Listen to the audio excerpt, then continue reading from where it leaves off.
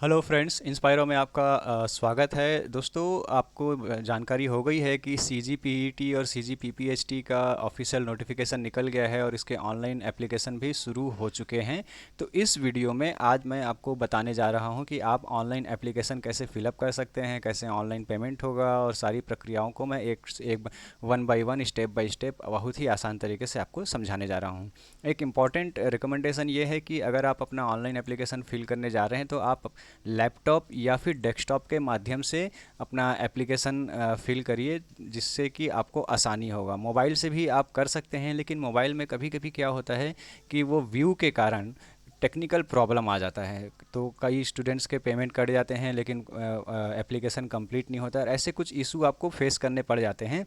इसलिए सहूलियत के हिसाब से मैं आपको ये रिकमेंड करूँगा कि आप लैपटॉप या फिर डेस्कटॉप से ही अपने ऑनलाइन एप्लीकेशन फिलअप करें। तो चलिए शुरू करते हैं वीडियो की शुरुआत। और मैं आपको सबसे पहले बताना चाहूँगा कि आप जाइए CG व्यापम के वेबसाइट पर।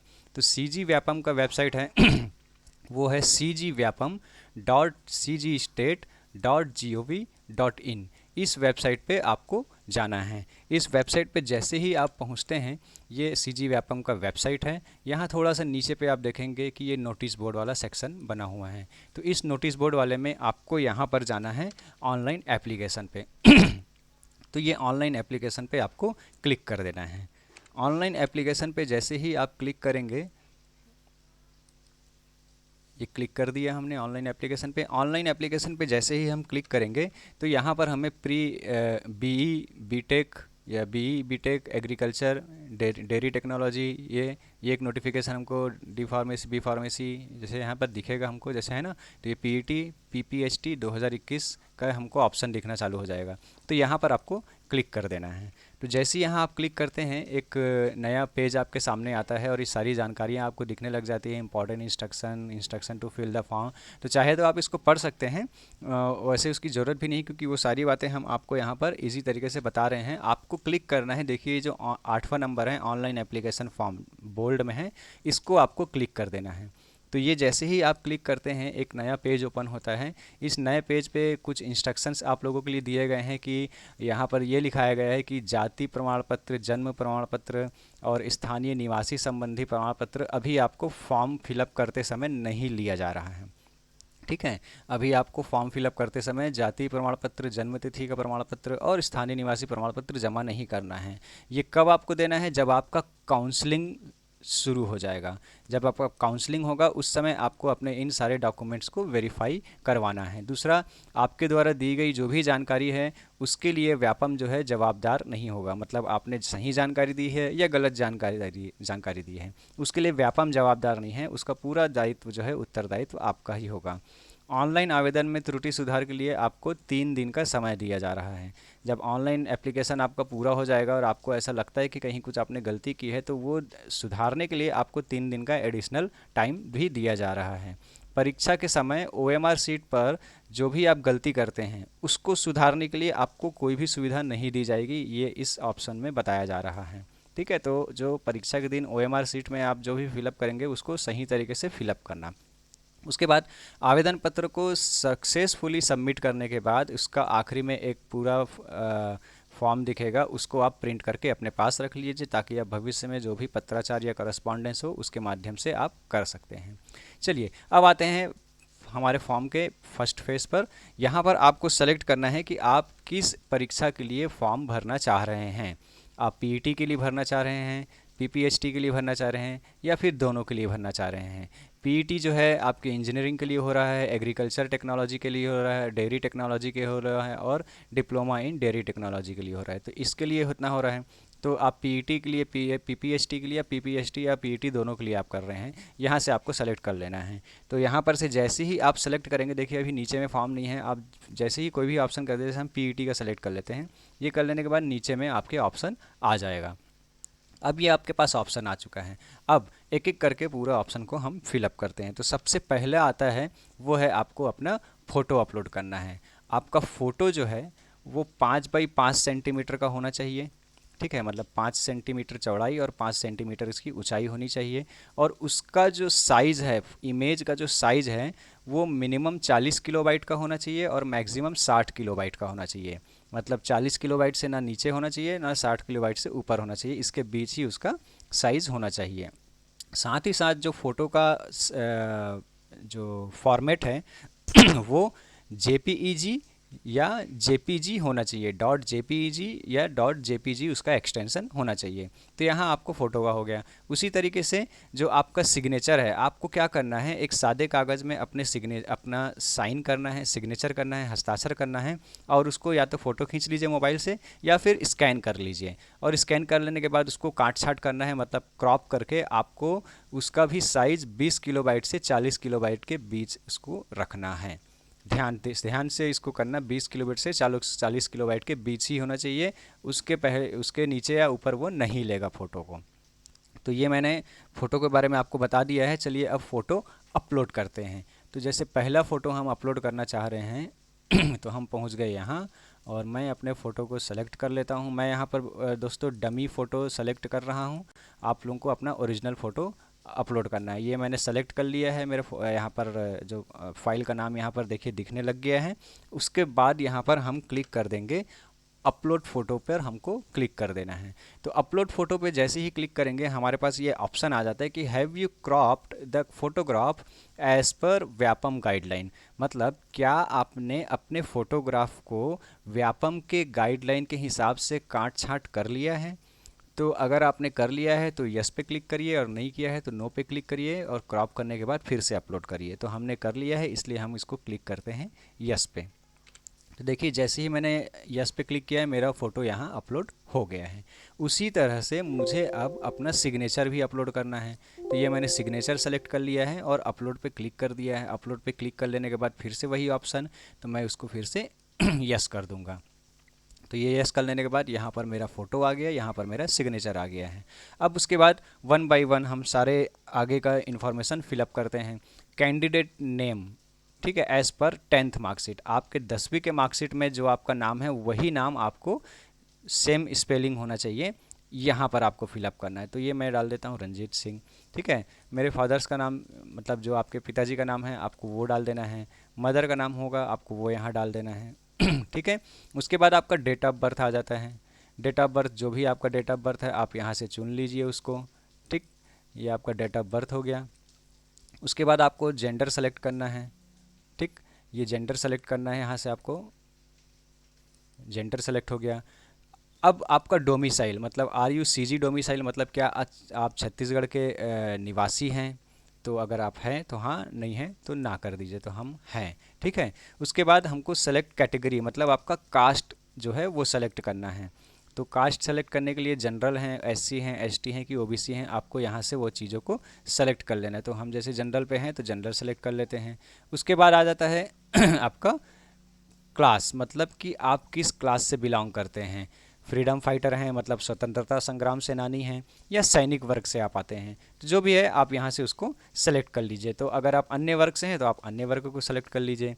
अब are you person with disability, मतलब क्या आप शारीरिक रूप से विकलांग हैं। यदि हाँ है तो हाँ, नहीं है तो नो। हमने यहाँ पर उसको क्लिक कर लिया। परीक्षा की फ़ीस, ये फ़ीस जो है पहले से ही भरा हुआ रहता है 200 रुपये, इसमें आपको कोई चेंज नहीं करना है, ठीक है। आते हैं अगले ऑप्शन पे, वो है योर इनकम टाइप, ठीक है। अब यहाँ पर इनकम टाइप आ जाता है, मतलब कि आप किस पॉवर्टी लाइन पे आते हैं। क्या आप बीपीएल हैं, बिलो पॉवर्टी लाइन है, या एपीएल है, एबो पॉवर्टी लाइन। तो जो भी आपका ऑप्शन है यहाँ से आप उसको सेलेक्ट कर लेंगे। नहीं पता होगा तो आप अपने राशन कार्ड में देख सकते हैं कि आप एपीएल हैं कि बीपीएल है, वहाँ से आपको जानकारी मिल जाएगा। Are you JNK migrant, JNK मतलब जम्मू एंड कश्मीर माइग्रेंट है, मतलब क्या आप जम्मू और कश्मीर से आए हुए लोग हैं, वहाँ से आए हुए लोग हैं, मतलब आप वहाँ रहते थे अब इधर आ चुके हैं, ऐसे लोग हैं आप लोग। तो यदि आप हाँ हैं तो हाँ, नहीं है तो नो। तो हम यहाँ पर नहीं, वी आर नॉट, ठीक है। अब यहाँ पर डू यू बिलोंग टू कृषक, मतलब क्या आप कृषक परिवार से आते हैं, ठीक है। तो अगर आपके पारिवारिक पृष्ठभूमि कृषि है तो आप यस कर दीजिए, और नहीं है तो आप नो कर दीजिए। तो मैं तो नहीं आता कृषक परिवार से, तो मैं नो पे कर दूंगा। उसके बाद आपको यहाँ पर अपना आधार नंबर फिलअप करना है। तो आधार नंबर या तो आप डालना चाहते हैं तो डाल दीजिए, और नहीं है तो आप मत डालिए, ऑप्शनल है ये। उसके बाद यहाँ पर आता है एड्रेस। तो एड्रेस में जो भी आपका एड्रेस है आप यहाँ पर उसको फिलअप कर दीजिए। ठीक है। पोस्ट ऑफिस में जो है आपका, आप वो डाल दीजिए। स्टेट में आपका, अगर आप सीजी से हैं, छत्तीसगढ़ से हैं तो छत्तीसगढ़ कर दीजिए, और अगर आप अदर स्टेट से हैं तो अदर स्टेट डाल दीजिए। तो हम छत्तीसगढ़ से हैं, छत्तीसगढ़ डाल दिए। छत्तीसगढ़ डालने के बाद यहाँ पर नीचे डिस्ट्रिक्ट आ जाएगा कि आप किस डिस्ट्रिक्ट से हैं, आप उसको यहाँ पर डाल दीजिए। अपने अगर स्टेट में, छत्तीसगढ़ में अगर आप अदर सेलेक्ट किए हैं तो यहाँ पर आपको अदर वाला ऑप्शन डालना होगा। तो अभी ये फ़िलहाल डिसेबल है, यहाँ हमको कुछ नहीं डालना है। ये आपका पिन कोड हो गया जिस शहर में आप रहते हैं उसका, और ये रीजन हमको सेलेक्ट करना है। तो रीजन में आप शहरी क्षेत्र से आते हैं या ग्रामीण क्षेत्र से आते हैं, ये आपको सेलेक्ट करना है यहाँ पर। तो हम शहरी क्षेत्र से आते हैं। उसके बाद आता है आपका मोबाइल नंबर। ठीक है, तो आपको अपना मोबाइल नंबर डाल देना है, साथ ही साथ ईमेल आईडी जो है आपको यहाँ पर डाल देना है। अब आता है आपका एग्ज़ाम सेंटर, मतलब आप किस शहर में अपना एग्ज़ाम सेंटर लेना चाहते हैं। तो हम चूंकि बिलासपुर से हैं तो बिलासपुर का हम डाल देते हैं, ये हमने डाल दिया। तो ये आपका पूरा फॉर्म जो है दोस्तों फिलअप हो चुका है। अब यहाँ पर एक घोषणा होता है, घोषणा पत्र आता है कि मैं भारत का नागरिक हूँ और ऑनलाइन आवेदन के समय जो भी मैंने इन्फॉर्मेशन दिए हैं वो सब में जानकारी के हिसाब से सत्य, ये लिखा हुआ है। चाहे तो आप उसको पढ़ सकते हैं, नहीं चाहते तो मत पढ़िए। ठीक है, और यहाँ पर इसके बाद आपको क्या करना है, ये आई एग्री का जो चेक बॉक्स है इस पर आपको क्लिक कर देना है। ये हो गया क्लिक। अब दे दे please enter the code shown below, मतलब आपको जो यहाँ कोड दिया गया है आपको इस टेक्स्ट बॉक्स में उसको डालना है। ठीक है, तो अब यहाँ पर क्या डालना है, कैनवास है ना। तो हम यहाँ पर लिखते हैं कैनवास। मेरे कीबोर्ड में थोड़ा सा प्रॉब्लम है दोस्तों, इसलिए एक बार में एक से ज़्यादा लेटर टाइप हो जा रहा है, इसके लिए मैं क्षमा चाहता हूँ। मैं इसको आपको अभी सुधार देता हूँ।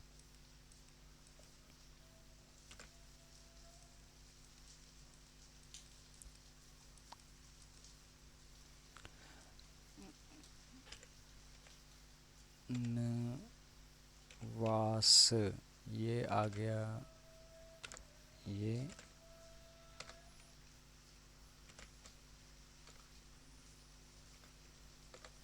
ये हो गया कैनवास। अब हम इसको कर देते हैं सबमिट। तो ये हम क्लिक कर दिए सबमिट पर। देखिए सबमिट पर क्लिक कर लेने के बाद हमें please provide all mandatory field, है ना, मतलब कुछ हमने गलतियां की हैं शायद, इसलिए हमको वो बता रहा है। अच्छा, हमारा कोड जो है वो गलत हो गया है, तो हम फिर से यहाँ डालेंगे फ्लैग। ठीक है, ये मैंने, अच्छा सॉरी सॉरी, ये एक्चुअली कैप्स लॉक ऑन हो गया था, इसलिए ऐसा ले रहा था वो। आपको ये ध्यान देना है कि कैपिटल और उसका आपको बहुत ही ध्यान देना है। फ्लैग,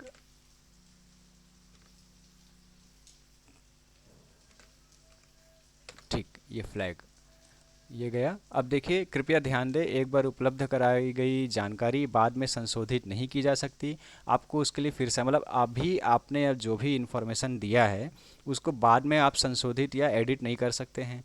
और अगर आप करना चाहते हैं तो आपको फिर से नया एक फॉर्म भरना पड़ेगा, इतना ध्यान रखिए। तो आप श्योर कर लीजिए कि आपने जो इन्फॉर्मेशन यहाँ फिल किया है, डाला है, वो सही है। और अगर वो सही है तो आप इसको ओके पर क्लिक कर दीजिए। ओके में क्लिक कर लेने के बाद अब एक फिर से नया फॉर्म आता है, पेज आता है, और यहाँ पर देखिए लिखाया हुआ है कि एग्ज़ाम अप्लाइड फॉर। ठीक है, और आपने पीईटी के लिए फॉर्म भरा हुआ है, यहाँ पर दिखा दिया है। साथ ही साथ आपका एक रजिस्ट्रेशन नंबर जो है वो जारी हो गया है। रजिस्ट्रेशन नंबर देख लीजिए, इस फॉर्मेट में आपका रजिस्ट्रेशन नंबर होता है, वो आपका इशू हो गया है, जारी हो चुका है। नीचे आपने जो भी इन्फॉर्मेशन दिए हैं उसका यहाँ पर आपको दिखा रहा है कि आपने क्या क्या इन्फॉर्मेशन यहाँ दिया हुआ है। ठीक है, यहाँ आपका फ़ोटो आ जाएगा, ये पूरा आपका डिटेल का क्यूआर कोड आ गया, ये सारे इन्फॉर्मेशन आ गया है। अब देखिए भुगतान अनुभाग में जाने से पहले आप अपनी प्रविष्टियों की पुष्टि कर लें, मतलब पेमेंट सेक्टर में जाने से पहले, पेमेंट सेक्शन में जाने से पहले आप अपने जितने भी इन्फॉर्मेशन हैं उसको सुनिश्चित कर लीजिए कि आपने सही दिया हुआ है। और अगर वो सही है तो पे पर क्लिक करिए, और नहीं है तो गो बैक में जाके फिर से फॉर्म भरिए। तो हमने जो भी इन्फॉर्मेशन डाला है वो सही है, इसलिए हम पे पर क्लिक कर लेते हैं। वहाँ क्लिक करने के बाद एक नया पेज आता है, यहाँ पर आपको फिर से आपका जो रजिस्ट्रेशन आईडी है, दोस्तों ये रजिस्ट्रेशन आईडी को आपको कहीं बाहर में लिख के रख लेना है। हालांकि आपको एसएमएस और ईमेल आ जाएगा तो उसका कोई टेंशन नहीं है, लेकिन फिर भी आप इसको कहीं लिख के रख लीजिए। और यहाँ पर आपको आगे 200 रुपये का पेमेंट जो है पहुँचाना होगा, करना होगा सीजी व्यापम को। यहाँ आपको दो ऑप्शन देते हैं, पेमेंट गेटवे दो ऑप्शन है आपके पास, जिसमें से आप किसी भी पेमेंट गेटवे को चुन सकते हैं। पेमेंट गेटवे वो होता है जहाँ से आप अपना ऑनलाइन ट्रांजैक्शन करते हैं। तो हम पहले पेमेंट गेटवे को चुनते हैं, और प्रोसीड टू पे पर क्लिक करते हैं। प्रोसीड टू पे पर जैसे ही हम क्लिक करते हैं तो हमारे पास एक नया ऑप्शन ओपन हो जाता है और यहाँ पर पेमेंट गेटवे का पेज यहाँ आ जाता है। यहाँ पेमेंट करने के लिए दो ऑप्शन दिए जा रहे हैं, एक कार्ड के माध्यम से अपने एटीएम कार्ड या क्रेडिट कार्ड के माध्यम से आप कर सकते हैं या फिर इंटरनेट बैंकिंग के माध्यम से आप कर सकते हैं। इंटरनेट बैंकिंग में करने से बाद आपको यहाँ से अपना बैंक सेलेक्ट करना है कि किस बैंक में आपका अकाउंट है, वो आपको यहाँ से सेलेक्ट कर लेना है। ठीक है, वो सेलेक्ट कर लेने के बाद पे नाउ करेंगे तो आपको अपना आईडी और पासवर्ड डालना पड़ेगा। वहाँ डालने के बाद जैसे ही आप ओके करते हैं तो आपके जिस भी बैंक में आपने सेलेक्ट किया है वहाँ से आपको एक ओटीपी आएगा, उस ओटीपी को आपको डाल के वेरीफाई करके पेमेंट को डन करना है। उसी प्रकार से कार्ड वाले सेक्शन में जाने के बाद आपके पास दो ऑप्शन देता है, क्रेडिट कार्ड और डेबिट कार्ड। इन दोनों में से किसी को भी आप सेलेक्ट कर लीजिए, जैसे हमने डेबिट कार्ड किया।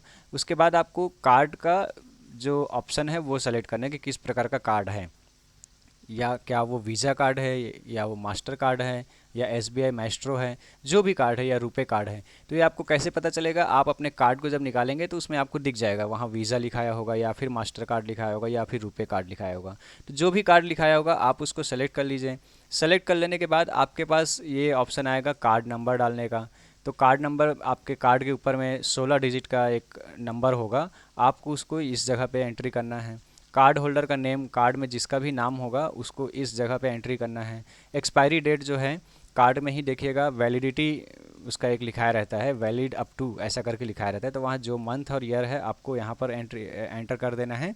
कार्ड के पीछे एक CVV नंबर होता है, कार्ड के पीछे एक 3 डिजिट का एक CVV नंबर होता है, बहुत ही सिक्योर उसको रखना पड़ता है। वो नंबर आपको इस जगह पे एंटर करना है।